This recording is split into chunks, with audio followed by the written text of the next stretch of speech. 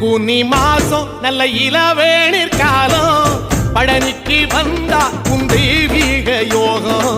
பழனிக்கு வந்தா உன் தெய்வீக யோகம் உத்திர நாளில் உன் உற்சவ திருத்தேரில்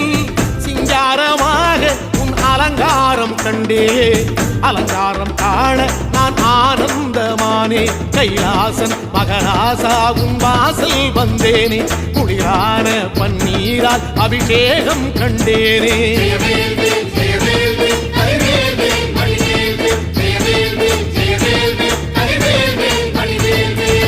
தென்பழனி தேடி உன் தென்பழனி தேடி